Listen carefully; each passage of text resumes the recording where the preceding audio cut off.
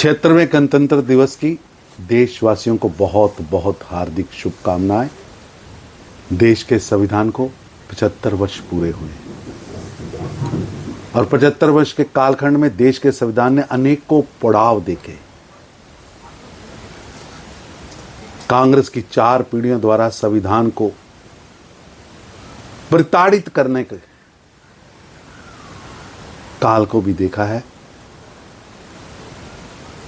25वें वर्ष होने पर देश को आपातकाल लगाने वाली तानाशाह श्रीमती इंदिरा गांधी को भी देखा है। नागरिकों के अधिकार छीनने वाले पंडित जवाहरलाल नेहरू को भी देखा है। वंचितों को अधिकारों से रोकने वाले राजीव गांधी को भी देखा है और भारत के इंस्टीट्यूशंस को अपमानित करने वाले राहुल गांधी को भी देखा है। और दूसरी तरफ संविधान सर्वप्रिय है, इस कमिटमेंट के साथ काम करने वाले पंडित दीनदयाल उपाध्याय जी से लेकर अटल बिहारी वाजपेयी, लाल कृष्ण आडवाणी, श्री नरेंद्र मोदी जी, अमित शाह जी का कार्यकाल भी देखा है, जिन्होंने संविधान की प्रति को हाथी पे रखकर घुमाने से लेकर संविधान निर्माता का सम्मान करने से लेकर 26 नवंबर संविधान दिवस मनाने तक बड़े बड़े काम किए हैं। प्रधानमंत्री नरेंद्र मोदी जी के नेतृत्व में देश अब विकसित भारत बनने की राह पर है।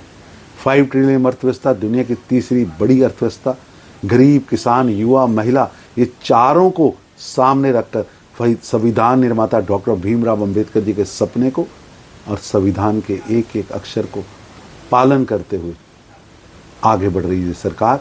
संविधान और गणतंत्र भारत का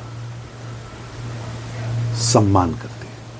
देश में अब मांग हो रही है एक देश एक चुनाव। राष्ट्रपति जी ने भी अपने अभिभाषण में इसका जिक्र किया। एक देश एक चुनाव इस समय देश की जरूरत है। देश के संस्थानों को बचाने के लिए, देश में तेज गति से चल रहे विकास कार्य बंदित ना हो, देश का ह्यूमन रिसोर्स केवल चुनाव में व्यस्त ना रहे और देश के किसी न किसी भाग में हमेशा होने वाले चुनावों के कारण देश के संसाधनों के साथ दोहन, उन्हें बचाया जा सकता है। ह्यूमन रिसोर्स का इस्तेमाल देश के विकास के लिए हो सकता है। एक देश एक चुनाव विकसित भारत बनाने की दिशा में एक निर्णायक कदम हो सकता है, लेकिन नकारे हुए, हताश, निराश, भ्रष्टाचारी कुनबा, जिनके सपनों में देश के विकास में बाधा डालना है, वो एक देश एक चुनाव के रास्ते में रोड़े अटकाने का काम कर रहे हैं। लेकिन देश का मन बना है, पूरा देश तैयार है और देश चाहता है कि देश के संस्थानों का प्रयोग, देश के ह्यूमन रिसोर्स का प्रयोग चुनाव में नहीं, एक बार एक पूरे देश में चुनाव हो और पूरा देश लगातार 5 साल विकास के रास्ते पर, देश के चमक दमक बढ़ाने के रास्ते पर आगे बढ़ सके। जिस तरह से दोनों तरफ से गहमागहमी कर अमित शाह जी ने मैनिफेस्टो जारी किया, उस पर अरविंद केजरीवाल की तरफ से, पार्टी की तरफ से हमला किया गया, इसको लेकर क्या?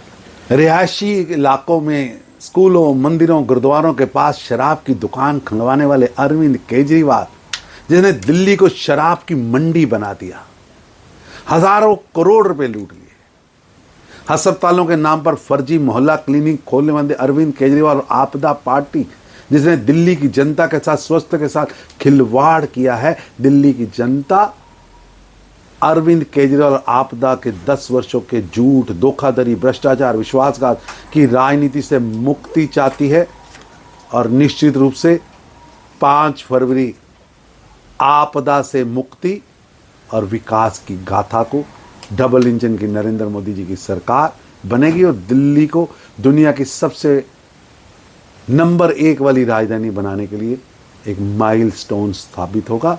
और 5 फरवरी कमल का बटन दबाकर दिल्ली की जनता कूड़े के पहाड़ और आपदा दोनों से मुक्ति लेगी और 10 वर्षों के कुशासन, वादा खिलाफी, धोखाधड़ी के रिकॉर्ड बनाने वाले अरविंद केजरीवाल को दिल्ली की जनता सजा देने वाली है। धन्यवाद।